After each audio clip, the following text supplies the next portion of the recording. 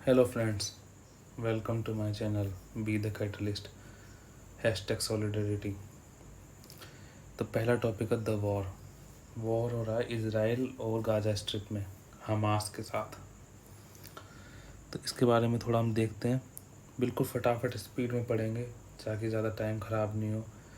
Notes format में लिखा हुआ है, PDF में शेयर कर दूंगा, आप इसे दोबारा पढ़ सकते हैं। वीडियो फास्ट रहेगा ताकि टाइम वेस्ट ना हो और इम्पोर्टेंट बातें एक बार अपनी आंखों के सामने से निकल जाए, इतना इस वीडियो का उद्देश्य है। तो गाजा स्ट्रिप, सबसे पहले तो देखो गाजा स्ट्रिप, गाजा पट्टी है क्या। पहली बात तो ह्यूमन राइट एक्टिविस्ट ने इसे world's largest open air prison कहा गया। ह्यूमन राइट एक्टिविस्ट गाजा पट्टी को कहते हैं world's largest open air prison. Gaza strip क्या है? गाजा स्ट्रिप 2.3 मिलियन पीपल का होम है, जो कि 25 मील लंबा और 6 मील चौड़ा एक एनक्लेव है। Gaza strip 25 mile long, 6 mile wide, home of 2.3 million people, जिसे human right activist world's largest open air prison कहते हैं। और ये बाउंडेड है Mediterranean sea in the west, Israel in the north और ईस्ट। इजराइल नॉर्थ ईस्ट में, Mediterranean sea भूमध्य सागर वेस्ट में, और Egypt in the south. Gaza क्या है? गाजा एक पैलेस्टीनियन टेरिटरी। गाजा क्या एक पैलेस्टीनियन टेरिटरी है, one of the Israeli occupied West Bank. एक तो है वेस्ट बैंक जो कि इजरायली ऑक्यूपाइड है, दूसरी है गाजा। दो पैलेस्टीनियन टेरिटरी, फिलिस्तीन की टेरिटरीज कौन कौन सी है? गाजा और वेस्ट बैंक। गाजा जहाँ भी युद्ध हो रहा है, और वेस्ट बैंक जो इजराइल ने ऑक्यूपाई कर रखा है। अब गाजा स्ट्रिप को वॉल्स और फेंस द्वारा बॉर्डर कर रखा है इजराइल ने। तो गाजा स्ट्रिप पर इसको चारों तरफ से घेर रखा है इजराइल ने, वॉल्स दीवारों द्वारा और फेंस द्वारा, तारबंदी द्वारा। Gaza strip is one of the most densely populated territory in the world. Gaza strip one of the most densely populated territory in the world. Okay, almost half of the Gaza population is children, और इसमें लगभग आधे लोग तो, population का आधा हिस्सा तो बच्चे हैं। तो Gaza strip one of the most densely populated territory in the world, और bordered by the walls and fences erected by the Israel. Half of the population is children, और ह्यूमन राइट्स एक्टिविस्ट इसे open air prison भी कहते हैं। 25 mile long है, 6 mile wide है, Mediterranean sea in the west, Israel in the north and east, and Egypt in the south. Okay, Gaza strip has been under the blockade by Israel और Egypt. Israel और Egypt ने block कर रखा है। Restrictive movement of people और goods, people लोगों का और सामानों के आवागमन के लिए रेस्ट्रिक्ट कर रखा है। किसने कर रखा है? इजराइल और इजिप्ट ने। किसका कर रखा है? गाजा स्ट्रिप का। गाजा स्ट्रिप फिलिस्तीन की टेरिटरी है। फिलिस्तीन की एक टेरिटरी और है जिसे वेस्ट बैंक कहते हैं, जो कि ऑक्यूपाइड बाय इजराइल है। ओके, हमास ने गाजा स्ट्रिप को कंट्रोल में लिया, 2007 में लिया। जो गाजा स्ट्रिप की टेरिटरी है उसको हमास ने कंट्रोल में लिया, 2007 में लिया। इजराइल ने जो गाजा स्ट्रिप है, गाजा स्ट्रिप को इजराइल ने एयर स्पेस, शोर लाइन और गुड्स, इसको गाजा बॉर्डर पे क्रॉस कर रखा है।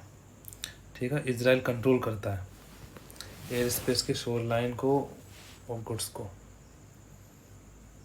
ओके, तो ये गाजा स्ट्रिप है, यहाँ गाजा स्ट्रिप है। जेरूसलम में, इजराइल की कैपिटल जेरूसलम है। वेस्ट बैंक टेरिटरी फिलिस्तीन की है, जो कि इजराइल ने ऑक्यूपाई कर रखी है। ओके, इसके ईस्ट में इजराइल है, गाजा स्ट्रिप के ईस्ट में इजराइल है, नॉर्थ में इजराइल है, वेस्ट में मेडिटेरेनियन सी है, और साउथ में इजिप्ट है।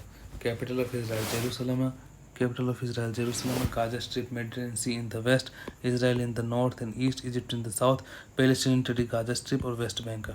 ओके, ये वेस्ट बैंक इजराइल ऑक्यूपाइड है। अकॉर्डिंग टू यूएन के accordingly 80% of Gaza lives in poverty. Gaza one of the most densely populated area, और 80% of Gazans live in poverty. Clean water is unavailable for 95% of its population. Water की बहुत ज़्यादा scarcity है, 95% what people unavailable of don't have not access to clean water. Okay, 95% people, और more then 50% population बच्चों की है। Israel और Egypt maintain blockade. Israel और इजिप्ट वॉल बॉर्डर कर रखा है, फेंसिंग कर रखा है, और इन्होंने एयर स्पेस को, लैंड को, ऑफशोर को, कोस्टल लाइन को भी ब्लॉक कर रखा है, इजराइल और इजिप्ट ने। इसलिए ह्यूमन राइट एक्टिविस्ट ने इसे ओपन प्रिजन भी कहा गया है। इसराइल और Egypt maintain blockade after saying that it is necessary to protect against militants. अच्छा, इसराइल और इजिप्ट एक तो ब्लॉकेड कर रखे हैं गाजा स्ट्रिप को, और ये बोलते हैं कि ये बहाना लगा रखा है कि मिलिटेंट से बचाने के लिए, आतंकवादियों से बचाने के लिए हमने प्रोटेक्शन दी, जबकि पैलेस्टीनियन जो कि यहूदी है, यहाँ के फिलिस्तीनी और ह्यूमैनिटेरियन, वो तो बोलते हैं ये तो कलेक्टिव पनिशमेंट है, जहाँ आपने सब कुछ ही ब्लॉक कर रखा है, कलेक्टिव पनिशमेंट है। अच्छा, गाज़ाबाद अर्लियर, पहले गाज़ा फिलिस्तीन का भाग था before prior to the creation of the state of Israel. Israel का निर्माण हुआ, एस्टेब्लिशमेंट हुआ 1948 में, उससे पहले गाज़ा फिलिस्तीन का भाग था। Okay, as the part of historic फिलिस्तीन was the part of Ottoman empire. Gaza पट्टी इससे पहले स्टेट ऑफ इसराइल 1948, इससे पहले फिलिस्तीन के पास था, लेकिन 1914 से 48 ओटोमन एम्पायर का हिस्सा रहा है, जो कि ब्रिटेन की टेरिटरी रही है 1948 तक। ओके, ओटोमन एम्पायर का हिस्सा रहा है गाज़ा, फिलिस्तीन का भाग रहा है before the establishment of creation of the state of Israel 1948। ठीक है, इजिप्ट ने गाज़ा को कैप्चर किया था during the 1948 Arab Israeli war. Arab Israeli war में इजिप्ट ने गाज़ा को कैप्चर किया 1948 में अरब इजरायली वॉर में। It remain under the Egyptian control until 1967। तो 1948 से 1967 इजिप्ट के पास था, ब्रिटेन में 1948 तक रहा। उससे पहले ओटोमन एम्पायर में था ये, उससे पहले फिलिस्तीन में था। Okay, Arab Israeli war 1948, it remain under Egyptian control until 1967 Arab Israeli war when Israel seize the territory and occupied it along with West Bank and East Jerusalem. तो इसराइल ने गाजा पट्टी को सीज किया 1967 में, इसके साथ West Bank को control में किया और ईस्ट जेरूसलम को भी कंट्रोल में किया। Palestinian claim this territory, Palestinian अपनी टेरिटरी को क्लेम करते हैं कहाँ पे, वेस्ट बैंक में, गाजा स्ट्रिप में और ईस्ट जेरूसलम में। ओके, 2005 में इसराइल ने विड्रू किया ट्रूप्स फ्रॉम द गाजा से 2005 में इसराइल ने अपने विड्रू ट्रूप्स निकाल लिए। और इसके अगले साल ही हमास ने यहाँ पे गाजा इलेक्शन में अपनी एक्टिविटी को दिखाया, और यहाँ की राइवल पार्टी जो फतह पार्टी था उस पर पावर को दिखाते हुए हमास ने 2007 पे इस पर अपना अधिकार जमा लिया। तो Hamas movement came in Gaza election में हमास ने गाज़ा को सीज किया और राइवलरी पार्टी फतह पार्टी को फोर्स द्वारा एक्सक्लूड कर दिया गया इन 2007। तब से लेकर गाज़ा में आज तक कोई इलेक्शन नहीं हुआ है। Israel responded by imposing air, land और sea route blocking of Gaza strip का एयर, लैंड और सी रूट तीनों को ब्लॉक कर रखा है इसराइल ने। इजिप्ट ने अपनी बॉर्डर को ब्लॉक कर रखा है गाज़ा के लिए। जब से हमास ने यहाँ पर 2007 में फतह पार्टी को हटा के सीज किया गाजा को, तब से इजिप्ट ने अपने बॉर्डर को क्लोज कर दिया गाजन के लिए। ओके, ओस्लो कोड बार बार पूछा जाता है एग्जाम में, कई बार पूछा गया ओस्लो कोड का संबंध किससे। तो Oslo accord is the agreement between the Israel and Palestine Liberation Organization PLO, Israel और पैलेस्टीन लिबरेशन ऑर्गेनाइजेशन PLO के बीच में। ठीक है, ओस्लो के 2 पार्ट हुए हैं, ओस्लो पार्ट 1, पार्ट 2 अकॉर्ड। जो पार्ट 1 अकॉर्ड हुआ है 1993 में वाशिंगटन DC में हुआ है, 1995 में पार्ट 2 हुआ है जो कि टाबा इजिप्ट में, टाबा कहाँ पर है, इजिप्ट में, वहाँ पे ओस्लो 2 अकॉर्ड का सेकंड पार्ट हुआ है। ओस्लो 1 अकॉर्ड 1993 वाशिंगटन DC में हुआ है। ओस्लो प्रोसेस क्या है? ओस्लो प्रोसेस एक पीस प्रोसेस है जो कि UNSC की रिजोल्यूशन 242 और 338 के द्वारा मेंटेन किया गया है। Oslo process peace process resolution 242 and resolution 338 of UNSC। Al Aqsa mosque, यहीं पे अल अक्सा मॉस्क को नोबल सेंचुरी कहते हैं, टेम्पल माउंट कहते हैं। नोबल सेंचुरी और टेम्पल माउंट दोनों कहा जाता है। It is located in the close proximity to the various historical and the holy sites in the Judaism and Christianity. तो मुस्लिम, जूडाइज्म और क्रिश्चियनिटी की ट्रिनिटी है यहाँ पे। अल अक्सा मॉस्क भी यहीं पे है और इसे टेम्पल ऑफ द जेरूसलम भी कहा जाता है, टेम्पल इन जेरूसलम है। हाईली जियोपॉलिटिकल सिग्निफिकेंस है, primary flash point in the Israeli फिलिस्तीन कॉन्फ्लिक्ट। इजराइल और फिलिस्तीन कॉन्फ्लिक्ट का एक बहुत बड़ा तो यही रीज़न है, अल अक्सा मॉस्क और जियोपॉलिटिकल सिग्निफिकेंस का ही। अब अल अक्सा मॉस्क कितना इम्पोर्टेंट है आप देखिए। It is the third holiest place in Islam after Mecca और मदीना। मक्का मदीना के बाद तीसरा पवित्र स्थल मुस्लिम धर्म के लिए कौन सा है? Al Aqsa mask, Aqsa plaza है, अक्सा प्लाजा में अल अक्सा मॉस्क आती है, और डोम ऑफ द रॉक आता है, डोम ऑफ द रॉक आता है। अल अक्सा की सिग्निफिकेंस क्या है? ये यहीं से प्रॉफिट मोहम्मद एक रात के लिए स्वर्ग की ओर गए थे इस्लामिक रिसोर्सेज के अनुसार। फ्रॉम हियर, अल अक्सा से क्या? From here prophet Mohammed ascended to heaven for a night according to Islamic resources. Hamas क्या है? Hamas Sunni Islamist militant organisation है, इस्लामिक रेजिस्टेंस मूवमेंट और Islamic fundamentalist militant group founded 1987 by Sheikh Ahmad Yassin. Sheikh Ahmad Yassin ने 1987 में Hamas की स्थापना करी थी। Sunni Islamist fundamentalist militant organisation है। Okay, Abraham accord very important है। अब्राहम अकॉर्ड बायलेटरल एग्रीमेंट है अरब इजरायली नॉर्मलाइजेशन के लिए, इसराइल, यूएई और बहरीन के बीच 15 सितंबर 2020 को हुआ था। इंपॉर्टेंट पॉइंट है, 15 सितंबर 2020 को अब्राहम अकॉर्ड हुआ था यूएई, इसराइल और बहरीन के बीच में, और इसे मीडिएटेड किया था यूएस ने, ट्रम्प एडमिनिस्ट्रेशन, ट्रम्प ने, डोनाल्ड ट्रम्प जो यूएस प्रेसिडेंट रहे थे अस्टवाइल, उन्होंने वाइट हाउस में इसकी मीडिएटेड की थी, मध्यस्थता की थी, और ये रहा था यूएई, इसराइल और बहरीन के बीच में। बोथ यूएई और Bahrain recognise Israel sovereignty Abraham accord से। यूएई और बहरीन ने इसराइल की सोवरेनिटी को रिकॉग्नाइज किया और establishment full diplomatic relationship maintain किया। आप देख रहे हैं वीडियो बहुत ही फास्ट स्पीड में। Be the catalyst, hashtag solidarity, like if you like, subscribe and share. India was the part of the non aligned movement, non aligned movement का part रहा है, ठीक है इंडिया। इवन फाउंडर भी रहा है जवाहरलाल नेहरू। और while keeping a close relationship with the Soviet bloc and proximity to the Arab world, तो इंडिया के नाम नॉन अलाइन मूवमेंट का हिस्सा रहा है, सोवियत ब्लॉक के साथ और अरब वर्ल्ड के साथ अपने रिश्ते निभाए हैं, लेकिन क्लोज रिलेशनशिप तो रखा है, लेकिन किसी एक के प्रति इन्फ्लुएंस या टिल्ट नहीं हुआ रिश्ता, रिलेशनशिप को टिल्ट ना होने दिया इंडिया ने। और इसराइल जबकि एक एलाई है यूनाइटेड स्टेट्स का और नाटो का। Okay, since upgradation of the India Israel relation 1992 में रिलेशनशिप इंडिया इसराइल का और ज़्यादा वार्म हुआ, क्लोज हुआ, डियर हुआ, और दो मेन पिलर है बायलेटरल एंगेजमेंट की इंडिया के और इसराइल के, एक तो डिफेंस है और एक एग्रीकल्चर है। इन दो पिलर पे बायलेटरल एंगेजमेंट बहुत ज़्यादा है, डिफेंस और एग्रीकल्चर। इंडिया की डिपेंडेंस अरब स्टेट पर ऑयल इंपोर्ट को लेकर है। ओके, इसलिए वेस्ट एशिया पॉलिसी में अरब टिल्ट इंडिया कर रहा है, इंडिया का अरब के प्रति झुकाव इसलिए रहा है क्योंकि ऑयल इंपोर्ट करता है। ओके, नेहरू जी और गांधी जी क्या मानते थे? नेहरू जी गांधी जी का स्टैंड क्या था? उन्होंने दोनों ने pledge support for Palestinian cause and rejected the notion of the two nation theory on the religious criteria. Nehru ji और गांधी जी मानते थे कि फिलिस्तीन का अस्तित्व वो बना रहना चाहिए, और दो नेशन थ्योरी को, टू नेशन थ्योरी के नोशन को इन्होंने रिजेक्ट किया। अच्छा, इंडिया इसराइल रिलेशनशिप की बात करें तो पॉलिटिकल रिलेशनशिप कैसे हैं? फ्रेंडली हैं, हाई लेवल एक्सचेंजेस होते हैं, मिनिस्ट्रियल विजिट होती है दोनों साइड से, ठीक है, एग्रीमेंट हो रखे हैं यहाँ पे। इंडिया इसराइल का थर्ड लार्जेस्ट ट्रेडिंग पार्टनर है। India is Israel third largest trade partner in Asia और seventh largest globally. India third largest trade partner in Asia और सेवंथ लार्जेस्ट इन ग्लोबली, ठीक है। इंडिया एक्सपोर्ट क्या करता है Israel को? पल्स करता है, प्रेशियस स्टोन्स करता है, chemical, plastic, machinery, automotive, diesel, textile, metal और एग्री प्रोडक्ट, टेक्सटाइल इंपॉर्टेंट, आप याद कर सकते हैं टेक्सटाइल को।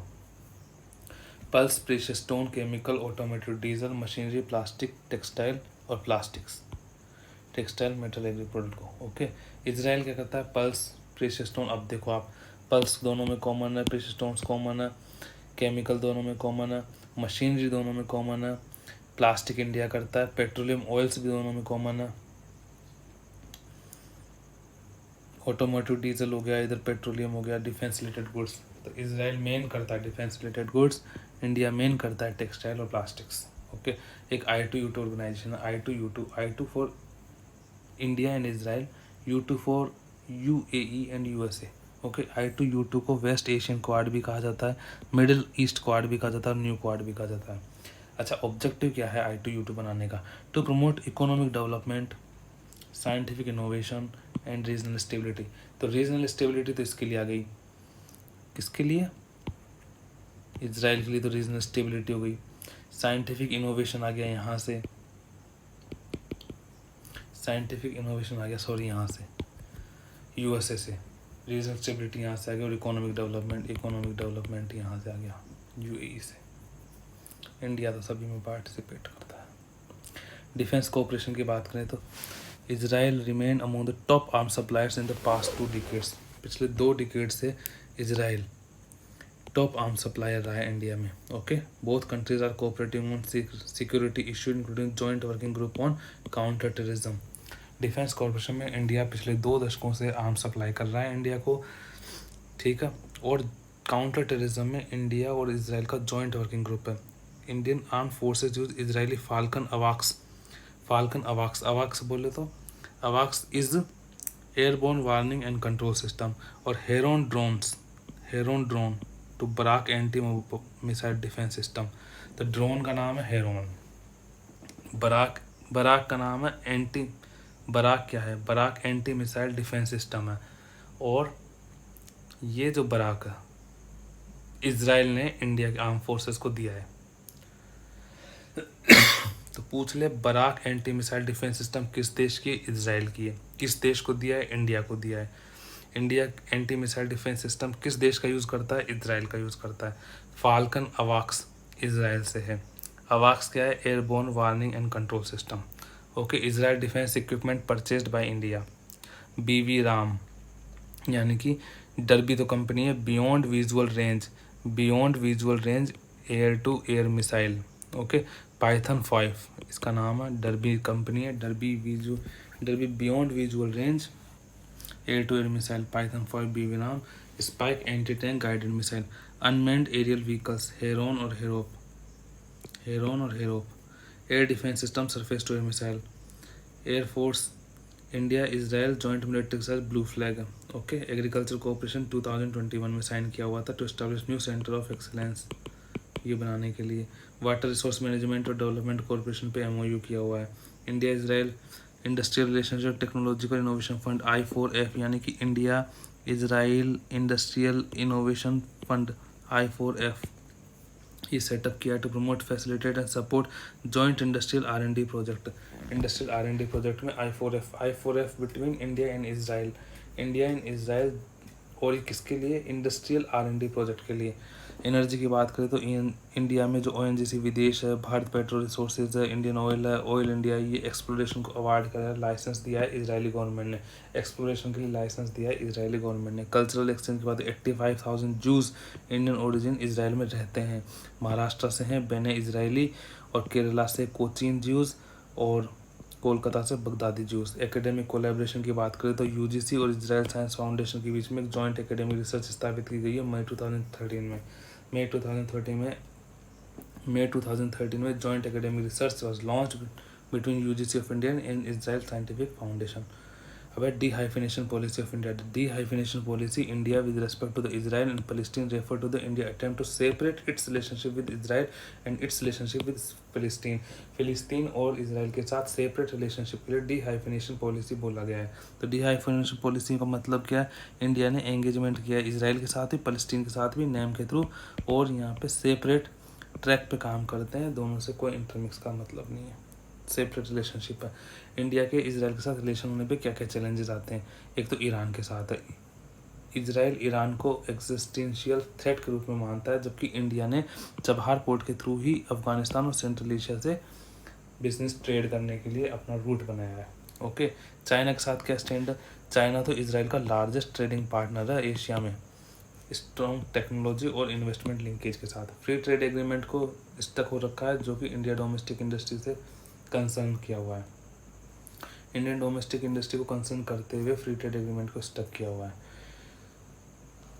इंडिया ने अपने इंटरेस्ट को बैलेंस कर रखा है, इस काम में बहुत सक्सेसफुल रहा है with the middle east, bilaterally और मल्टीलैटरली। अरब नेशंस के साथ, मिडिल ईस्ट के साथ, इजराइल फिलिस्तीन के साथ इंडिया ने अपने रिलेशनशिप को बैलेंस किया हुआ है, ठीक है।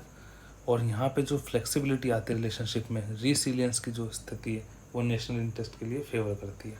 Okay, despite increasing bond Homi between two states, यानी कि खुश मिजाजी दोनों के बीच जो रिश्ता है, द पीपल इंडिया का जो mutual relationship separately isolated India in Israel, India in Palestine, फिलिस्तीन के साथ जो बोन होमी रिलेशन है उसके साथ ही people to people contact lacking करता है लोगों में, इंडिया फिलिस्तीन, इंडिया इसराइल में। तो इसे बढ़ाने की ज़रूरत है। ये रिलेशनशिप को और ज़्यादा डेप्थ और मजबूती प्रदान करेगा। फ्री ट्रेड एग्रीमेंट को एग्जीक्यूट करने की ज़रूरत है ताकि ट्रेड बास्केट और ज़्यादा बढ़े। ठीक है। रिलेशन इसराइल और फलस्तीन इंडिया के लिए जियो स्ट्रेटेजिक नीड्स और इंडस्ट्रियल मोबिलिटी के आधार पर बैलेंस मेंटेन करना जरूरी है। इंडिया इसराइल या फलस्तीन किसी एक की तरफ बहुत ज़्यादा झुकाव नहीं रख सकता। नैम की पॉलिसी के थ्रू है ये ज़रूरी। और जियो स्ट्रेटेजिक नीड्स अरब देशों के साथ जो इंडिया का संबंध रहेगा इंटरनेशनल मोबिलिटी के आधार पर बैलेंस करने की ज़रूरत है। इंडिया और Israel has manage develop India and Israel have manage to develop a strong strategic partnership in various field. कौन कौन से फील्ड में इंडिया और इसराइल का पार्टनरशिप है? एक तो डिफेंस में है, एग्रीकल्चर में है, टेक्नोलॉजी में है और काउंटर टेररिज्म में। Counter terrorism very important, technology, agriculture और defence. Okay, both countries need to work on finding common ground addressing for the issue that arise in the bilateral relationship। Bilateral relationship को मजबूत करने के लिए India और Israel को common ground के ऊपर काम करने की ज़रूरत है ताकि रिलेशनशिप और ज़्यादा मजबूत हो। If you really think that the content may be worthy at your and you will it will save your time and you like to explore more even on the topics or MCQ, please do like, subscribe and share on the YouTube channel. Share your views, opinion free. You are welcome. This is my channel, Be the Catalyst. This is the theme, solidarity. Subscribe, please subscribe. Channel name, Be the Catalyst. Hashtag solidarity, united we stand, empowered as one, India above all.